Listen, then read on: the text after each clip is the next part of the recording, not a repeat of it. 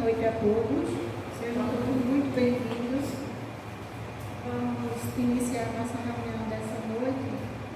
Vamos ler juntos essa página de Humberto Vasconcelos, de maio de 2018. Humberto Vasconcelos é um trabalhador da Seara Espírita do Centro Peixotinho, lá em Recife, onde temos alguns amigos. Não é uma psicografia, é uma mensagem dele, Humberto. Maio, Maria, Mãe e Maria.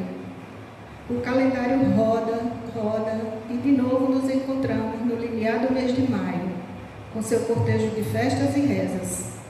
De novo, impõe-se que se repitam homenagens à figura materna, ao menos para lembrar nossa condição de filhos e nosso dever de gratidão àquela que se deu em benefício de cada um de nós. Das homenagens, algumas ruidosas, aos tributos de verdadeiro amor, esse é o caminho lógico, mas nem sempre percorrido pelos beneficiários diretos da dor e da delícia de ser mãe. Lembra-me verso de uma mãezona que acaba de relegar-nos a nova orfandade. Refiro-me a dona Ivone Lara, mãe do samba enredo, que ela promoveu a condição de obra de arte. Recentemente, dona Ivone trocou seu Rio de Janeiro pelo formato de céu que conquistou na terra. Despediu-se aos 96 anos do mundo ruidoso em que por enquanto ainda vivemos. Num de seus sucessos, ela proclamava: nada poderá me afastar do que eu sou.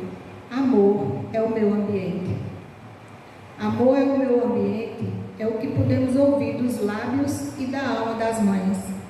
Quando assim nos expressamos, queremos referir-nos à maternidade sublime, que supera a condição de sangue, raça, cor, idade e gênero, e pode ser manifestada por um gesto de verdadeira doação. Soa como uma prece a frase: fulana foi uma mãe para mim. Pois bem, desejamos promover nossa homenagem às mães de todos os quadrantes desse planetinha agitado, inclusive e sobretudo daquelas nossas amarguradas irmãs que procuram resgatar o filho morto pela estupidez da guerra e da indiferença, em quadros que o noticiário reproduz com indesejada regularidade. Que nossa homenagem venha em forma de uma mínima piedade filial, isto é, do esforço que venhamos a fazer para descobrirmos filhos e, descobrindo-nos filhos, enxergarmos os deveres que os filhos reconhecidos se impõem em relação à sua mãe. Trata-se de uma viagem do sentimento que poderá conduzir-nos ao ambiente de amor do coração materno. Não será preciso grande bagagem. A gratidão, o mais valioso dos presentes, não ocupa grande espaço físico, nem se encontra nas prateleiras de lojas elegantes. Maio, Mãe e Maria. 3 expressões de grandeza humana possível, um só destino. Ninguém pode deixar de fazer essa viagem. Não será preciso comprar passagem, reservar hotel, cambiar moeda. As mães dispensam código de endereçamento postal. O amor é seu ambiente, seu endereço. É o universo do espírito. Vamos, mobilizemos nossa fé, uma vibração de amor pelas mães. Feliz Dia das Mães às mães presentes. Vamos fazer a nossa prece. Em seguida, nosso irmão Anderson vai ler, vai ler o Evangelho. Divino Pai, permita-nos, Senhor, nesta noite, ouvindo através da palavra do Evangelho e da exposição que a nossa irmã fará em seguida, recebermos não só orientações, mas, sobretudo, possamos ter nossa mente e os nossos corações abertos para receber as mensagens que aqui ouviremos. Vos agradecemos, Pai, por mais uma vez podermos nos encontrar com esse propósito. E assim, na certeza da presença de Jesus entre nós, pedimos permissão para iniciar essa reunião na paz e no amor do Cristo, que assim seja.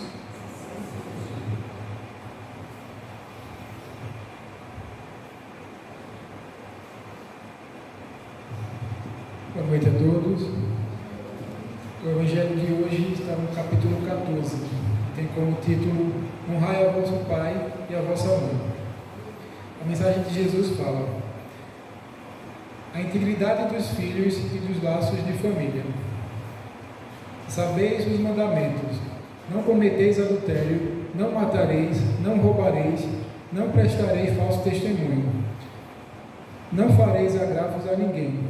Honrai o vosso pai e a vossa mãe. Honrai o vosso pai e a vossa mãe, a fim de viverdes longos tempos na terra, que o Senhor, vosso Deus, vos dará. Agora passo a mensagem para...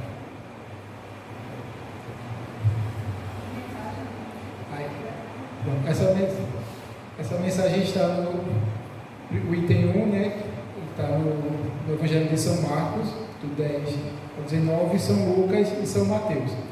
E o item 2 está no Decálogo do Exódio, 20, 12. Pronto, querida, fique à vontade agora.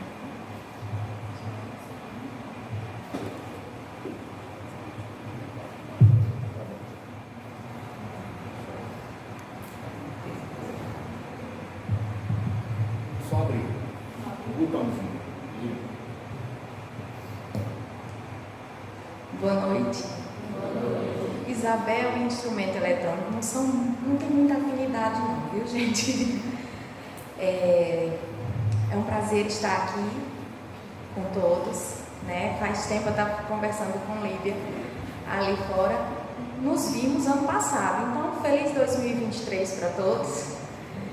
Que a paz e o amor em Cristo permaneça em nossos corações hoje e sempre, durante todos os momentos da nossa vida, durante todos os percursos que fizermos, nas escolhas que fizermos, para que a paz seja predominante em todos os ambientes em que estivermos presentes, fazendo assim com que contagie na humanidade, que precisa tanto dessa harmonia, dessa paz, desse encontro consigo e com o próximo.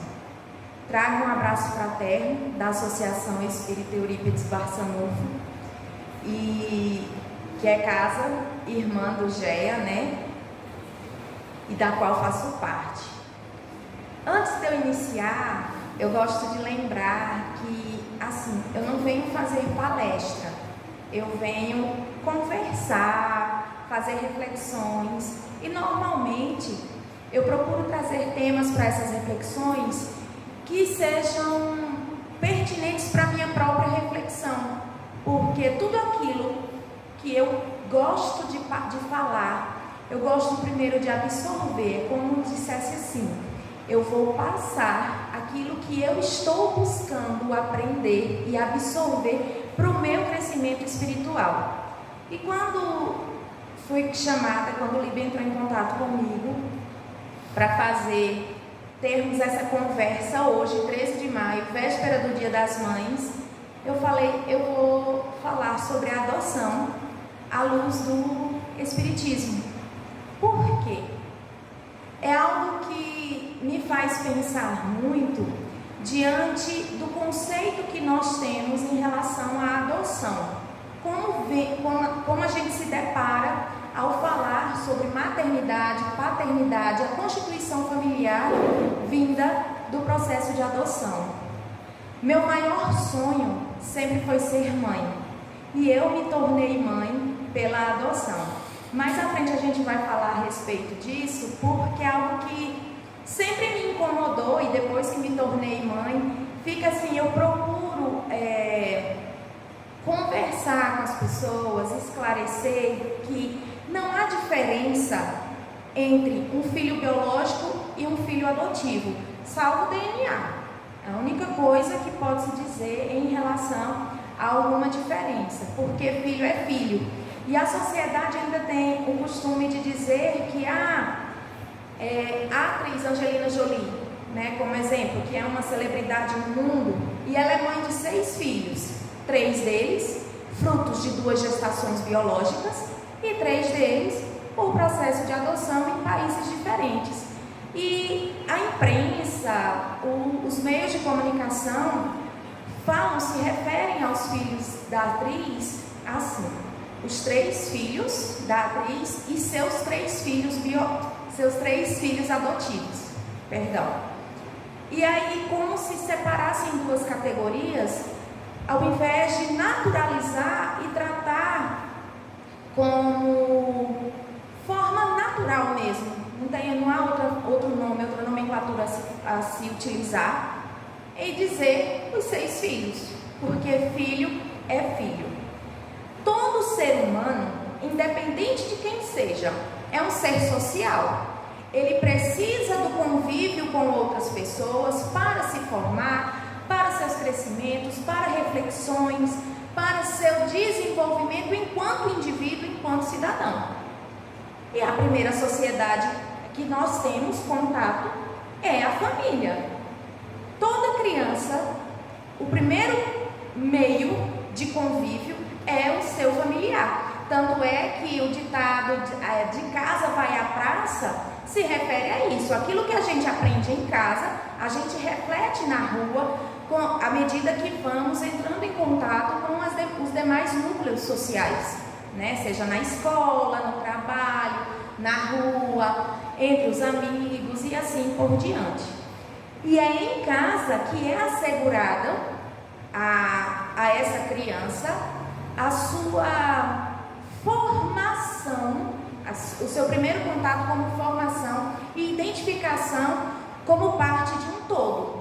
Ele vai entendendo que faz parte de uma sociedade em que ali vai aprendendo o que é direito, o que é dever nas pequenas coisas, né? Quando os pais dizem assim: não, olha, hoje é seu aniversário, hoje você ganha presente, mas no aniversário do seu irmão o presente vai ser dele, você já passou.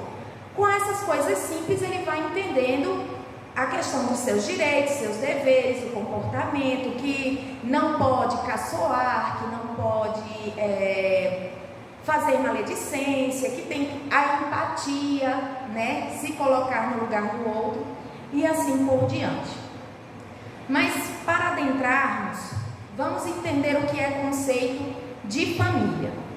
Todo conjunto de pessoas, seja por um grau de parentesco formado por consanguinidade ou de laços afetivos, é chamado de família. Então, a gente desconstrói aquela ideia de que família, para se ser uma família, é somente aquela formada por pai, mãe e filhos.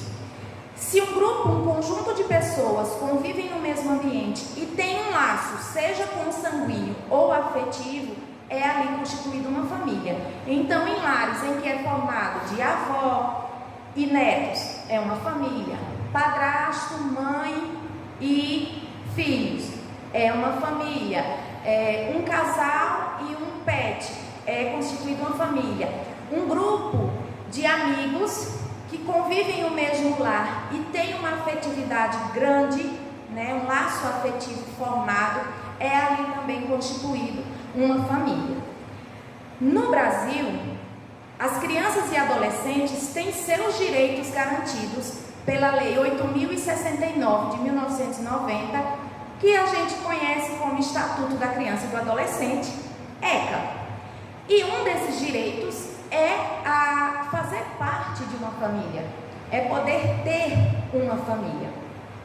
O artigo 3º diz o seguinte: a criança e o adolescente gozam de todos os direitos fundamentais inerentes à pessoa humana, sem prejuízo da proteção integral de que trata esta lei, assegurando-lhes, por lei ou por outros meios, todas as oportunidades e facilidades, a fim de lhes facultar o desenvolvimento físico, mental, moral, espiritual e social em condições de liberdade e de dignidade.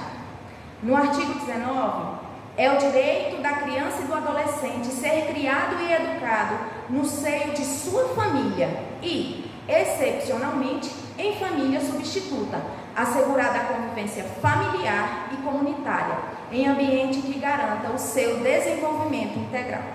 Então, se a criança, que até em 1990, ela não tinha um olhar de proteção vindo do Estado, o Estado, com a formação do Estatuto da Criança e do Adolescente, prevê segurança para essa criança, garantindo o direito dela de ser formada por uma família, de ser amparada por uma família, para garantir, como se fala, o desenvolvimento físico, mental, moral, espiritual e social. A principal responsabilidade é da família e o Estado é aquele que cuida para que esse funcionamento se dê sem prejuízos, né? E é ali na convivência familiar que ele precisa de segurança para seu desenvolvimento integral. Isso é garantido por lei, certo? Podendo, inclusive, na violação desses direitos, trazer penalidades a quem descumpri-las. As crianças são sementes do nosso amanhã, do amanhã da sociedade. A gente semeia com as crianças aquilo que a gente passa para as crianças, o que a sociedade vai ser amanhã. Então, trazendo para a realidade brasileira, né? Então, as crianças são o futuro da nação e realmente o são.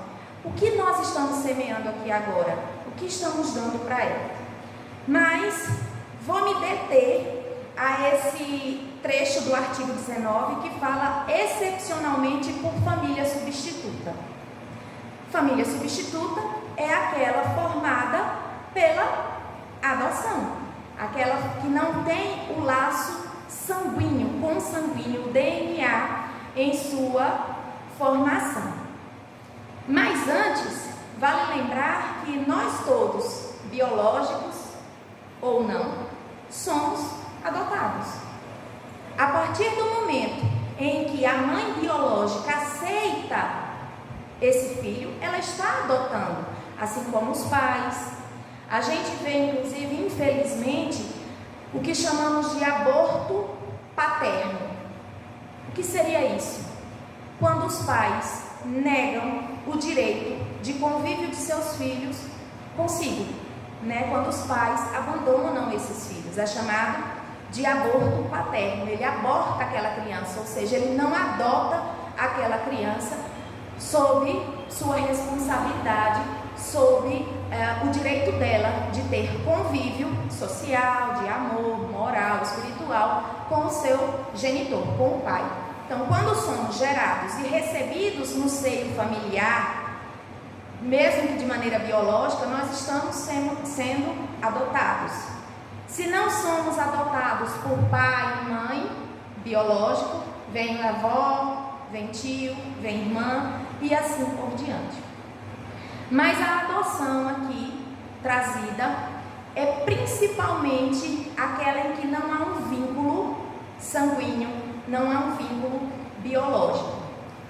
Como falei anteriormente, o primeiro passo é a gente acabar com a estigmatização, né? Em achar que uma criança, por ser adotada, por ter sido adotada, até porque o termo adotivo e adotada não é um adjetivo, não é uma característica da criança.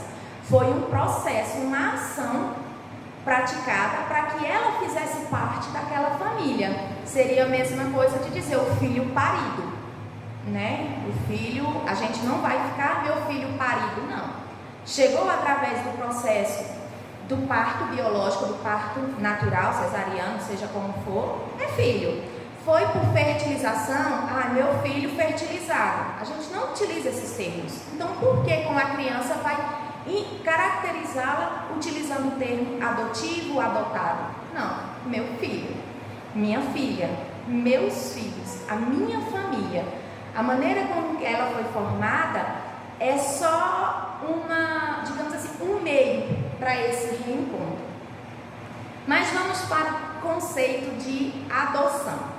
Semanticamente, ou seja, pelo dicionário da língua portuguesa, adoção é a aceitação espontânea de pessoa ou animal, normalmente os domésticos, né? Como parte integrante de uma família, de uma casa, de um lar. Então, aceitei espontaneamente, eu estou adotando, ok? Juridicamente falando, é o processo legal que consiste no ato de se aceitar espontaneamente como filho de determinada pessoa, desde que respeitadas as condições jurídicas para tal. Lembrando que a adoção ela deve ser feita de maneira legal para evitar problemas sociais, jurídicos, emocionais com os envolvidos no processo, né? A gente, por muitos anos, por muito tempo, ao longo da história, a sociedade praticou a adoção que a gente popularmente diz a brasileira, mas não é a brasileira porque isso ocorre no mundo inteiro, que é pegar o filho de alguém que está querendo dar aquele filho, vai lá e tenta registrar de maneira não judicial, certo? Sem a legalização do juiz. Isso ocorreu por muitos anos e é uma luta da justiça, do Tribunal de Justiça, para o bem-estar físico, moral e social da criança, espiritual da criança, ela esteja assegurada, cobertada judicialmente. O Estatuto da Criança e do Adolescente, no artigo 41, diz que a adoção atribui a condição de filho ao adotado com os mesmos direitos e deveres, inclusive sucessórios, desligando-o de qualquer vínculo com pais e parentes. No caso, assim, concede, a lei diz, é filho tal qual o filho biológico. Não há diferença nenhuma, inclusive com os direitos sucessórios, a herança, a sucessão de cargos, a inventários e assim por diante, como qualquer outro filho que uma família possa ter. O Sistema Nacional de Adoção, em 2020, fez um levantamento e concluiu que no Brasil, então, havia 30 mil crianças e adolescentes abrigadas em lares temporários, que são os abrigos que, graças a Deus, foi trocado o nome, porque antigamente se falava os orfanatos, né? E não é isso, são abrigos temporários para essas crianças. E o ideal é que realmente seja temporário, que seja uma casa de passagem para essas crianças.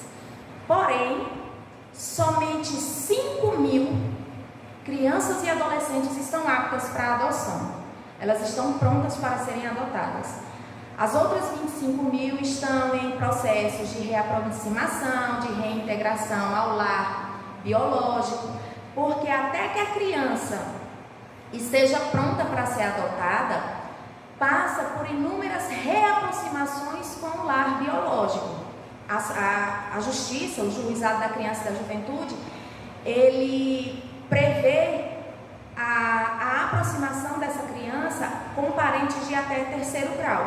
Se os pais não podem, não querem ou não têm condições de ficarem com essas crianças, ou se porventura eles vieram a óbito realmente, se procura parentes próximos, como tios, avós e se estendendo até primos, porque a prioridade seria ficar em seu lar de origem. Mas há inúmeras questões que levam essas crianças e adolescentes estarem em abrigos temporários: negligência, falta de cuidado, violação de direitos, violências físicas, psicológicas, sexuais, né? Em lares insalubres. E isso afeta emocionalmente, psicologicamente, os nossos menores de idade. E aí a gente diz, por que ainda há tanta criança à disposição para adoção? São 5 mil. E essa fila quase não anda. Salvo, vou fazer uma ressalva que, para orgulho de nós, eu não sou pernambucana de nascença, mas sou de coração, fui criada aqui. para nós pernambucanos, é um orgulho sabermos que o processo de adoção aqui no estado é o mais célere do Brasil. É referência no Sistema Nacional de Adoção com a celeridade de formação dessas famílias de forma pela adoção, certo? Mas o que ocorre nessa lentidão é que o sonho das pessoas na constituição de família é idealizado de maneira histórica ou social como algo que tem que vir um bebê recém-nascido, um bebê perfeito fisicamente, sem problemas de saúde. Isso seria a formação ideal de família. E normalmente os pais, e nada contra, cada pessoa tem seu limite, mas normalmente as pessoas preferem crianças. Ainda há um racismo estruturado, porque optam por crianças brancas, certo? E de gênero, porque optam por crianças do sexo feminino, por ainda ter uma crença de que menina dá menos trabalho que menino, né? Coisa que, por conhecimento de causa, não deu não. Porque se minha menina for mais tranquila do que um futuro filho menino, eu não tenho condições não. Eles vão me botar amarrada e dançar a dança da chuva, do fogo em volta, porque é virada. Mas isso faz com que a lentidão permaneça nesse processo. Enquanto que crianças maiores, crianças com deficiência, crianças com doenças, sejam elas tratáveis ou não tratáveis, crianças com grupos de irmãos, que às vezes têm 4, 5 irmãos, e a justiça prefere que eles permaneçam juntos, né, no processo, vão ficando preteridos. E essas crianças vão sendo institucionalizadas. Como assim?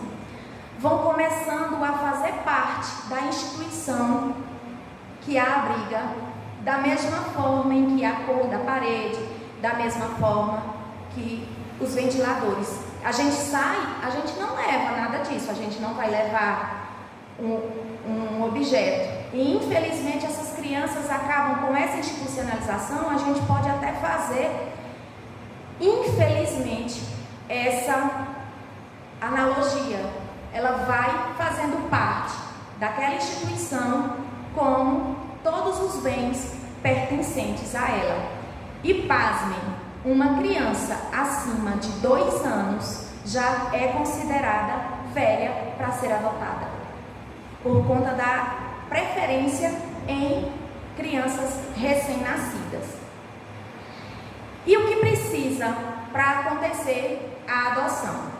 Para as crianças é necessário que esteja destituída do poder familiar biológico, ou seja, depois das tentativas de reaproximação, depois de um estudo pela assistente social, pelo psicólogo, pelo pedagogo, e observa que realmente não tem condições daquela criança fazer parte do seu núcleo familiar biológico, o juiz assina um termo em que desvincula essa criança, esse adolescente de seu lar de origem. E ela vai para um banco de dados, o nome dela vai para um banco de dados, onde os pretendentes a pais também estão inseridos, e é feito um cruzamento de dados, como que o sistema percebesse que esses pais estão abertos a adotar uma criança com esse perfil, né? Daí vem aquela questão da dificuldade, da lentidão, pela preferência ser muito maior por crianças e recém-nascidas, meninas, brancas, e esse número é infinitamente mínimo. Acho que cerca de 5% das crianças, entre 5% e 10% das crianças, isso eu chutando alto, estão nesse perfil.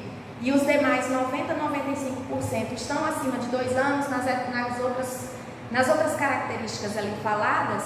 E os pais, 90% dos pretendentes a pais querem crianças recém-nascidas. Então a conta não fecha, a conta não bate, ok?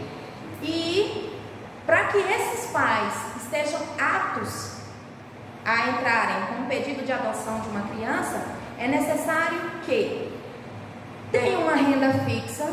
Não precisa ser muito dinheiro. Às vezes a gente pensa assim, mas aí eu precisava ganhar quantos salários mínimos?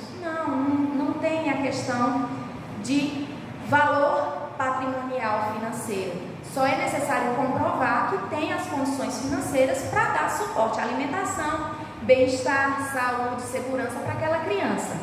Precisa ter mais de 18 anos, ser maior de idade e ter, no mínimo, 16 anos de diferença para a criança, né, a adoção. Ou seja, se uma pessoa de 18 anos quer adotar, ela só pode adotar uma criança de até 2 anos.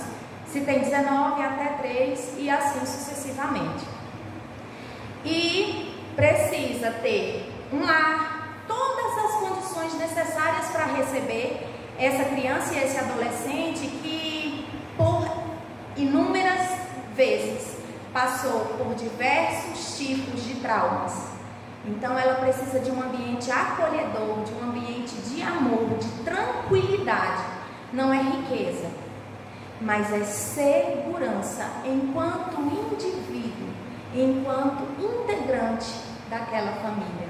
Segurança emocional, segurança moral, segurança espiritual, social e segurança física. Em momento nenhum falou aqui sobre riqueza, não, certo? E os pais escolhendo a adoção, procura a vara da infância e da juventude e preenche um formulário, coloca o perfil que está pronto a receber desse filho, aí passa por entrevistas com assistente social, com psicólogos, com a promotora, a promotora faz um curso de preparação para pais pretendentes à adoção e aí o juiz habilita. Neste momento, a mãe e o pai estão grávidos da criança.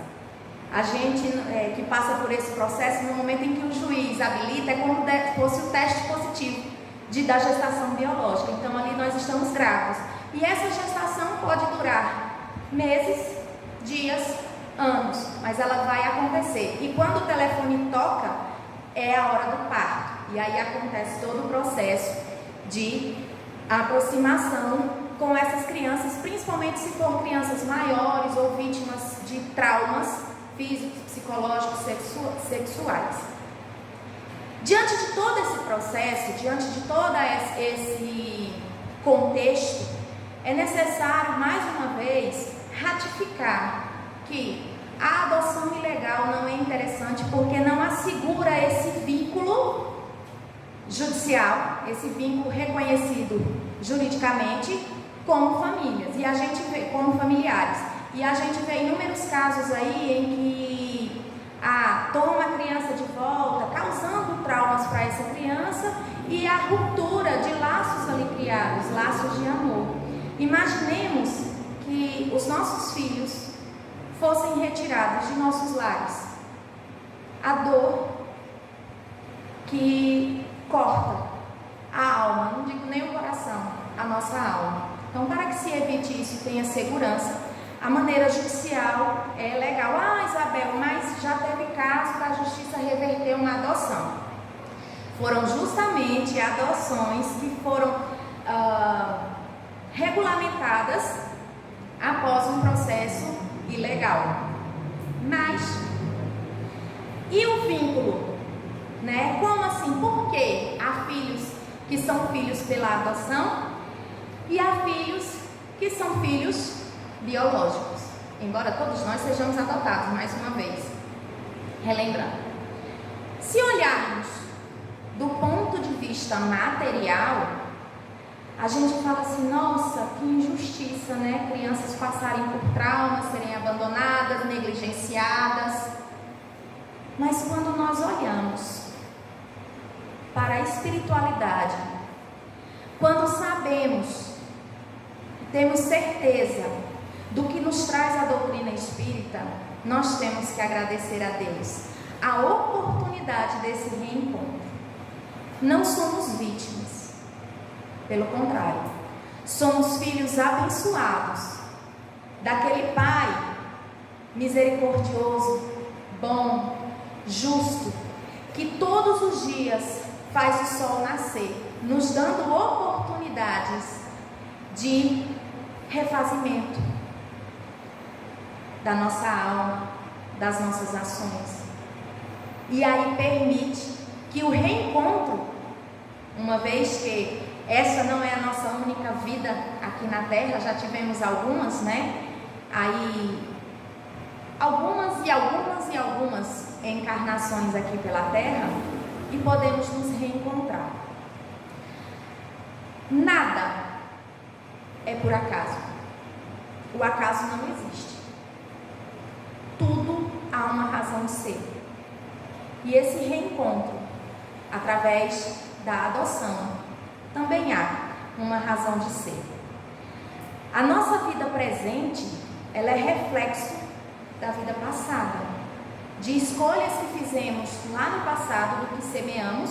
Que eu falo, se a gente semeia flor, planta flor, mas se a gente semeia espinho, mandacaru, a gente vai colher mandacaru e seus espinhos, né? E isso serve tanto para os pais quanto para os filhos, seja por prova, expiação ou provação. Prova, expiação ou missão, perdão. E Deus, em sua infinita misericórdia, permite que a gente faça esse planejamento na espiritualidade, para que haja esse reencontro mais cedo ou mais tarde, e haja esse resgate. Nem tudo, né, na Terra a gente vai dizer que é uma consequência de um ato negativo, né? A gente vai dizer, fulano, Isabel não pôde gerar um filho porque em outra encarnação ela abortou, né? Pode ser que isso tenha acontecido, né? De repente eu pratiquei alguns abortos, incentivei alguém a praticar. Talvez eu tenha sido algum profissional de saúde que tenha retirado do útero de outras mulheres um bebê, alguma conhecedora de ervas que tenha oferecido, ou como, já que o espírito não tem sexo, podemos nascer em diferentes gêneros de acordo com a encarnação, ter sido um desses pais que cometeu o aborto e abandonado um filho. Em contrapartida, o filho adotivo pode ter sido alguém que também tenha praticado aborto e passa pelo abandono para se sentir, não é se sentir, mas resgatar essa dívida. Pode ter sido alguém que abandonou um filho, pode ter abandonado os pais. São inúmeras as situações, ou sequer nada disso ter acontecido. E esse reencontro pela adoção seja porque essas almas iriam se reencontrar de uma maneira ou de outra, mas o livre-arbítrio dos pais biológicos tenha levado a esse caminho da adoção. Como assim, Isabel? Sabemos que há um planejamento reencarnatório, todos nós sabemos, ok? A gente está lá, senta e começa a traçar os planos, a gente vai coçando a cabeça e diz, mas é preciso mesmo passar por isso, né? Será que eu dou conta? E assim vai, tem todo um roteiro. Mas da mesma forma, deixa eu trazer um exemplo bem singular, bem simples, bem elementar. Da mesma maneira que a gente faz uma lista de compras e vai ao supermercado e pode escolher não comprar nada daquilo ali e comprar outras coisas, a gente pode chegar aqui na Terra com as tentações aqui do mundo material e desviar desse planejamento reencarnatório. E N situações pode levar. Somos seres frágeis, falhos e falíveis, e podemos tropeçar pelo caminho. E a mulher gera em seu ventre esse filho, né? Seja por N razões, e resolve, até ocasionado às vezes nem por maldade, mas por uma depressão pós-parto. Ali naquela angústia, acaba por abandonar a sua criança. E essa criança é encaminhada para a adoção. Quando isso ocorre, não é que estava no planejamento dessa mãe abandonar abandonar a criança. Não, que abandonam, da mesma forma que diz, José matou João naquela encarnação, então ele vai ter que ser assassinado nesta. Não, absolutamente, porque quem fosse o matar por assassinato, estaria escolhendo matar. Esse resgate ele pode ser feito de outra maneira, né? Não necessariamente, senão ia ficar aqui um olho por olho, dente por dente na Terra, e esse ciclo de evolução não ocorreria, porque a gente ficaria voltando sempre ao mesmo lugar, né? Então a gente fala até, eu aproveito até para falar dessa história de bandido bom é bandido morto, né? Esse discurso que infelizmente a sociedade propaga diante da sua revolta em relação à criminalidade. Mas se a gente matasse todos os criminosos da Terra, quem sobraria? Os assassinos. E o assassinato é crime pela lei humana e pela lei divina. Está lá no 5º mandamento que Moisés deixou, feito pela mensagem divina: não matarás. E não tem dizendo não matarás mulher, não matarás branco, não matarás pobre, não matarás rico. Não diz, não fala, só fala não matarás, né? Então a gente desconstrói essa ideia de que o resgate tem que vir o resgate de algo tão traumático teria que vir com uma ação tão traumática. Absolutamente. Da mesma maneira que alguém que foi assassino não precisa ser assassinado, causando provas depois, né? Erros para quem o assassinou. Os pais também não precisam abandonar seus filhos para que essa criança resgate, esse espírito reencarnado, resgate algo do passado. Esse reencontro entre adotado e adotandos, lembrando que eu não estou aqui falando sobre a caracterização dessas crianças, como falei anteriormente, mas sim sobre a situação em que se está no contexto. Ela se daria de uma maneira ou de outra. Seja numa sala de aula, o conhecimento, uma amizade que se torna padrinho e madrinha. Quantos filhos, quantas crianças são criadas, educadas por seus padrinhos e madrinhas? Inúmeras. Eu tenho uma amiga, muito amiga minha, um ser humano incrível, em que devido ao, eu não lembro se a separação dos pais ou falecimento, antigamente havia muitos filhos e não tinha condição, ela foi morar com a madrinha, mas continuou seu vínculo com o pai e com a mãe, e a madrinha, ela tem verdadeira adoração por essa madrinha e por esse padrinho, que já retornaram à pátria espiritual, e esse vínculo foi criado, foi fortalecido, um reencontro de almas, certo? A formação cidadã moral dela veio desses padrinhos. Então a gente observa que não era necessário ela ser abandonada na porta de uma casa ou de um orfanato, ou ser negligenciada no lar para ver esse reencontro. Infelizmente ainda é a humanidade fazendo as escolhas equivocadas em relação à vida, em relação aos laços afetivos entre todos nós, né?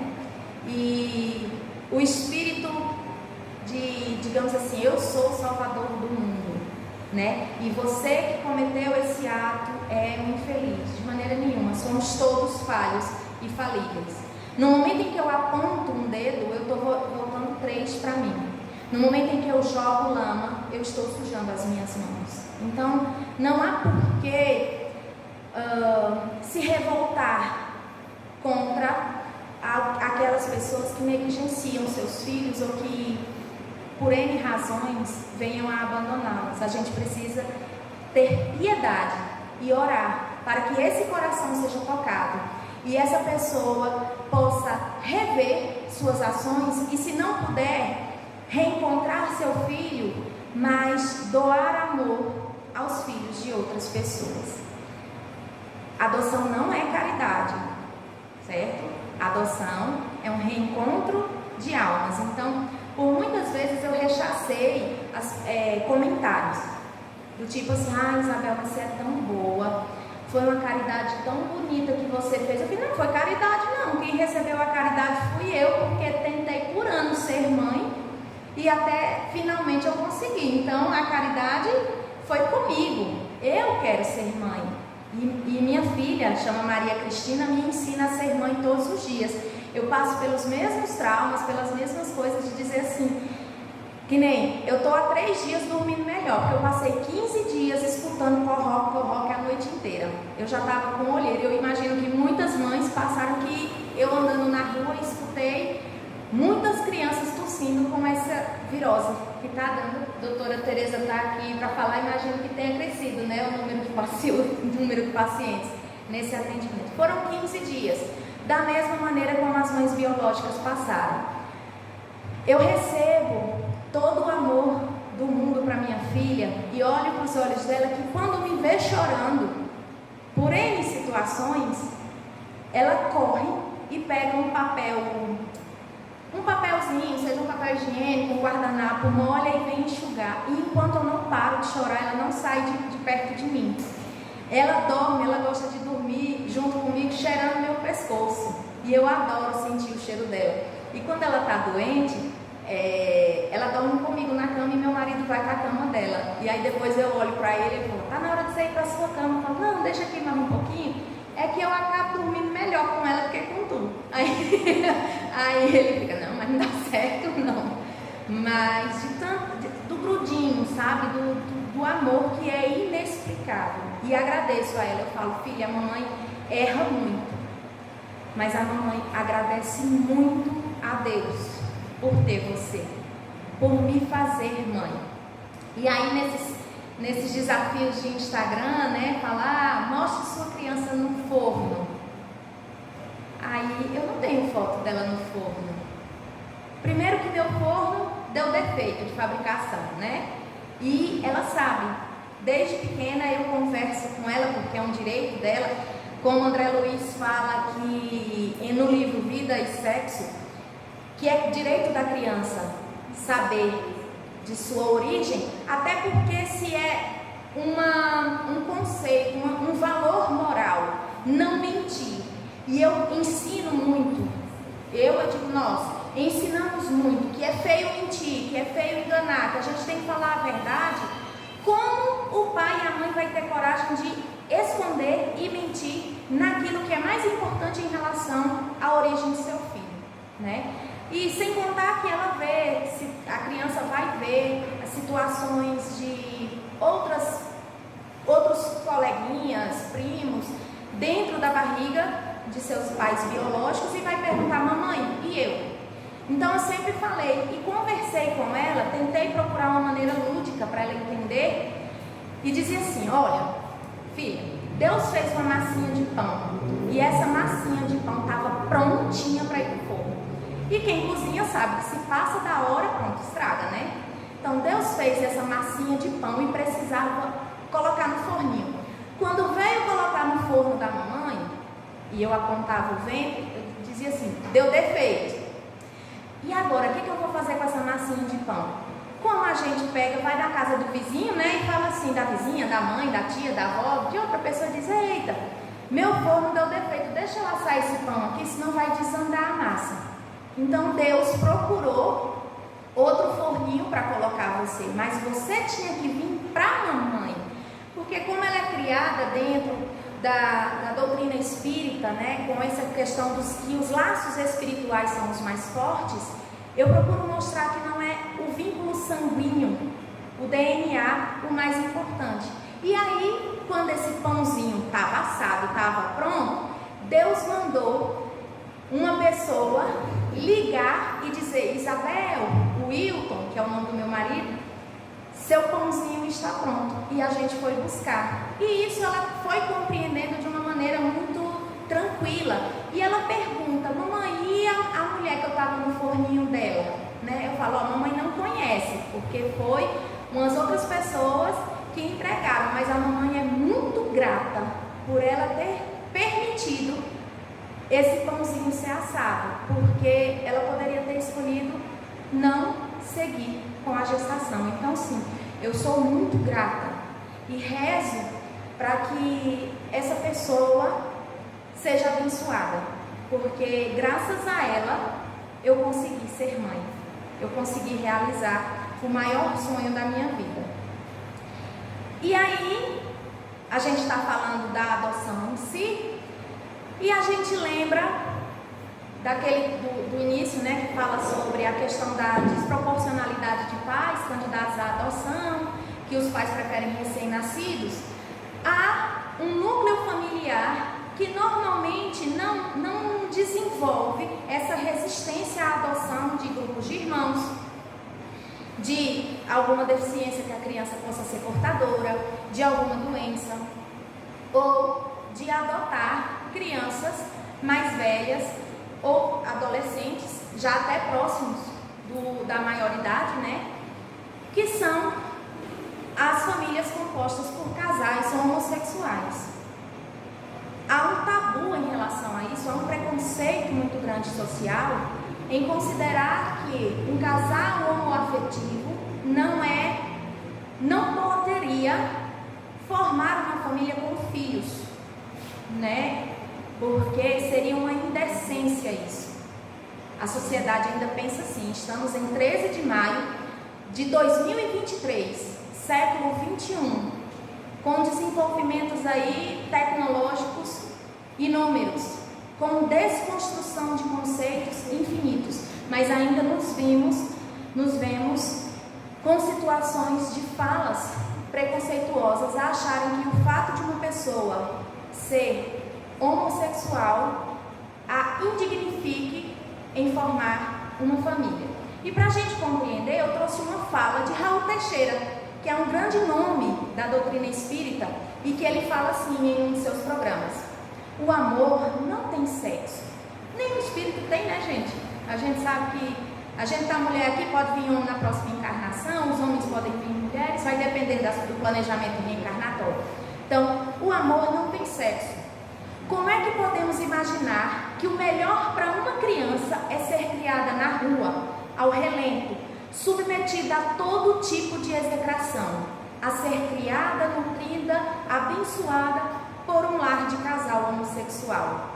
Muita gente assevera riscos. Ai, é arriscado uma família com um casal homossexual criar uma criança.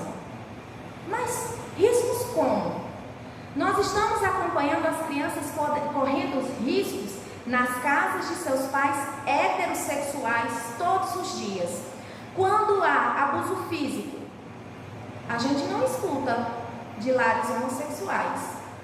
Abusos sexuais dentro de casa. Quantos pais, homens, casados com mulheres, abusam de seus filhos, de filhas, com digamos assim, o silêncio, a conivência da mãe, a submissão da mãe, seja o que for, qual a razão. Quantos casos escutamos? Na escola em que eu trabalho, são inúmeros. Este ano mesmo teve teve um episódio. Eu já tive aluna que me pediu socorro, que disse que estava cansada de ser estuprada pelo pai. Então, veja até que ponto a gente vai com o nosso preconceito de estigmatizar a pessoa por conta da sua sexualidade. Outros afirmam que a criança criada por homossexuais poderá adotar a mesma postura, a mesma orientação sexual, o que também é falso. A criança vai ser criada por um casal de duas mulheres, ela vai tender a gostar de mulheres, caso for menina. Ou se o menino for criado por um casal de dois homens, ele vai tender a gostar de homem. É falso. Isso não existe. E Raul Teixeira continua dizendo o seguinte: a massa de homossexuais no mundo advém de lares heterossexuais. Ele ainda faz faz uma complementação dizendo assim: então teremos que concluir que que os casais heterossexuais é que formam os homossexuais? Isso não tem nem cabimento para se discutir, ele fala. Isso é tolo. Entrar nesse tipo de discussão é tolice social. Não é porque um casal é homoafetivo ou casal heterossexual que vai dizer a sexualidade da criança. De forma nenhuma.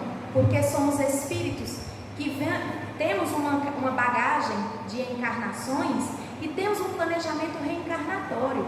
Tanto que é uma orientação sexual, não na orientação do que é ensinado, mas é como se fosse um norte, assim como o Sol nasce a leste e se põe a oeste. Então essa é a orientação do Sol, o segmento da sua jornada, seria mais ou menos isso. Aquele que tem amor para dar, que dê. Ele encerra a sua fala dessa maneira.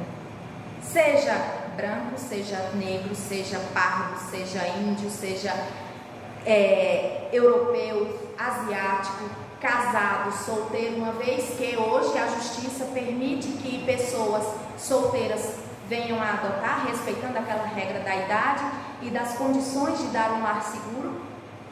Seja homossexual, seja heterossexual, seja homem, seja mulher, embaixo, alto, rico, pobre, independente de quem seja.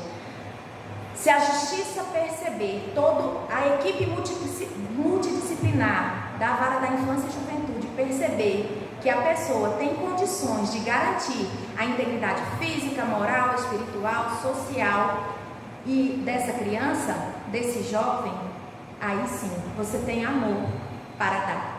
Então, quem tem amor para dar, que dê, seja para o filho biológico, seja para o filho vindo pelo processo de adoção. Precisamos amar os nossos filhos, sejam eles vindos de laços consanguíneos ou vindos pela adoção, pois essa história de pai legítimo, só Deus é de nós. Nessa encarnação, cumprimos um papel de pai, mãe, irmãos, mas esses papéis eles são trocados a cada encarnação. Quem foi meu pai, pode vir meu filho, pode vir meu neto, pode vir irmão, pode vir marido, pode vir amigo, pode vir mãe, não se sabe, né? Nós não sabemos o que vai vir nem o que fomos uns dos outros.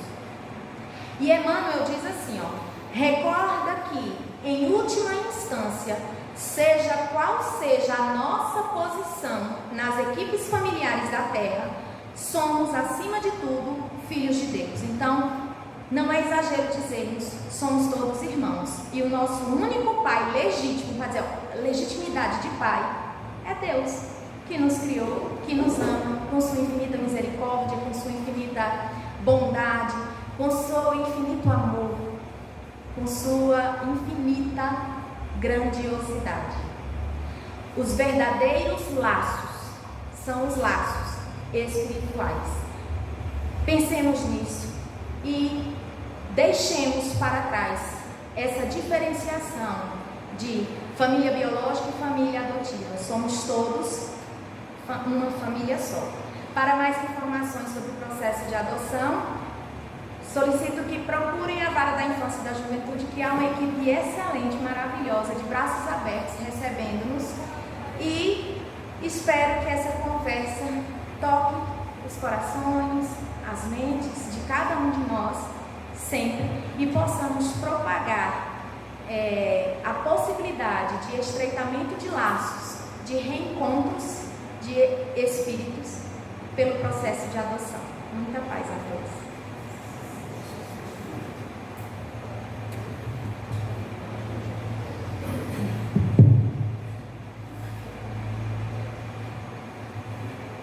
Esse tema me diz muito e me diz respeito, particularmente por ter sido acolhida por um lar cuja mãe não pariu, mas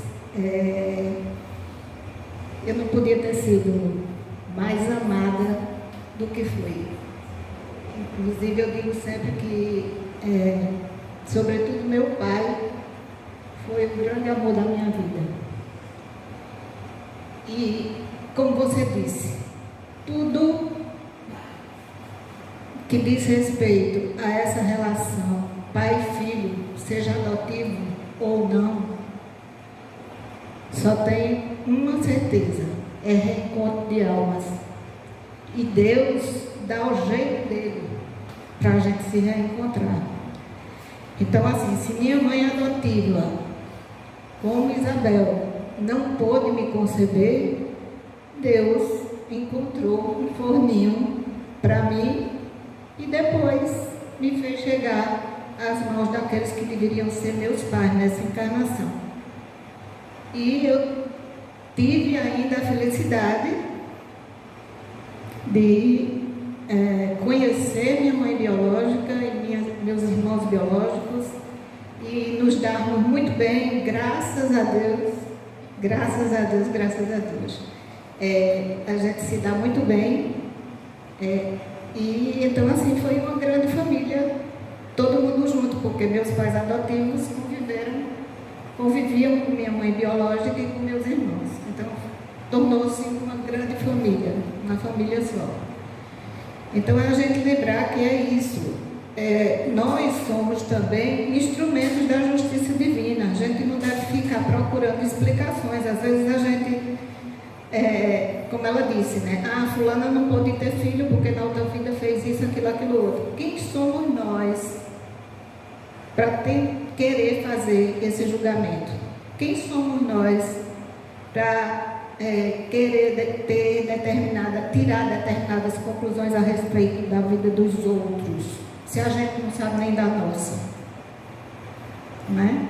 Então, às vezes a gente vê uma pessoa doente e aí faz, fulano está com essa doença assim tão grave, porque na outra vida não foi boa coisa. Às vezes tem nada a ver, às vezes aquela criatura escolheu passar por aquilo ali, escolheu lá no planejamento dela. Não tem nada a ver com nada do que ela fez em outra vida, não. Ela escolheu, às vezes, para resgatar mais rápido, para evoluir mais rápido, uma tentativa de evoluir mais rápido. Então, a lei é de amor, a gente tem que lembrar sempre disso. E procurar se desvestir do preconceito, porque o preconceito ainda existe. Eu fui vítima do preconceito do filho adotivo, dentro da própria família, que eu acho que é o pior preconceito, né? Então, de repente, algumas pessoas na família não aceitaram muito bem que meus pais me adotassem e dessa forma me tratavam com discriminação, né? Que depois, à medida que eu cresci, foi que eu entendi determinadas coisas que passaram. Mas nem por isso eu fui menos feliz, nem sou menos feliz. Tranquilo, está tudo certo, né? Então vamos procurar não passar adiante esse preconceito, não passar adiante esse preconceito para os nossos filhos, porque às vezes a gente diz isso. Seu coleguinha não é filho da mãe dela, né? Sua coleguinha não é filha da Isabel. A Isabel pegou ela para criar, mas ela não é filha dela. Ou seja, você já está colocando no seu filho o preconceito que é seu. Então, ter cuidado, né, com o que a gente pensa e o que a gente fala para os nossos filhos, no caso, com relação à adoção, como a Isabel falou. Lembrar os trabalhos da casa, mas antes, na saída, naquela mesa, tem uns livros que a gente recebeu de doação de uma senhora. O filho dela doou, que ela faleceu, e o filho dela doou os livros para cá. Então, estão ali também para quem quiser levar algum livro para casa, ou alguns livros para casa, para ler, fiquem à vontade. Na saída podem dar uma olhada nos livros e levar o que for de interesse de vocês, viu? Então, temos essa reunião aos sábados, às 20 horas, depois dela o passe, na segunda e na terça-feira tem estudo da doutrina espírita, às 20 horas também. Na segunda é livro dos médiuns, na terça é livro dos espíritos. Na quinta-feira tem o trabalho de ação social com as famílias carentes que a gente tem cadastrado aqui. E aí esse trabalho é um trabalho que é feito a reunião evangélica com as mães, as crianças dessas mães vêm para a evangelização infantil no mesmo horário, e tem a doação de alimentos, de roupas, de remédio, de consulta médica, do que eles precisam e a gente pode ajudar. No segundo domingo de cada mês tem a campanha do quilo. Qualquer um de nós que tenha interesse em qualquer dos trabalhos, procura conversar com os outros, os mais antigos da casa. Não tem nenhuma restrição para quem queira participar. Se tem boa vontade e quer participar, se junta a gente e vamos, digamos assim, vamos trabalhar, né? Então eu acho que é isso. Isabel vai fazer a prece final.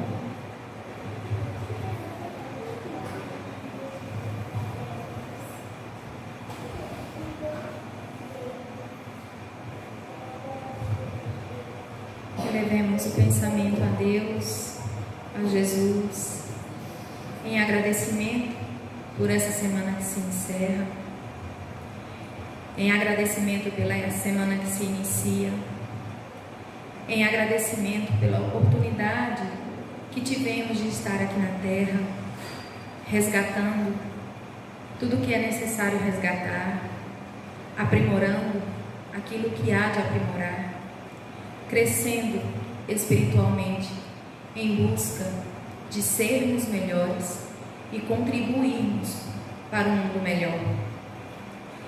Mas em especial, dedico essa oração às mães do mundo inteiro, aquelas mães que choram por filhos que partiram, que se emocionam nesse momento com a chegada de filhos que retornam à terra, pelas mães que lidam com filhos que necessitam de cuidados especiais, as mães de crianças atípicas.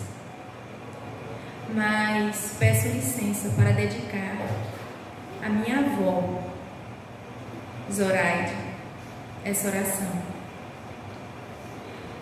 Pai, que está em todos os lugares, santificado seja o vosso nome. Venha a nós o vosso reino, seja feita a vossa vontade, assim na terra como no céu. O pão nosso de cada dia dai-nos hoje, Pai. Perdoa as nossas ofensas, à medida que perdoamos os nossos ofensores.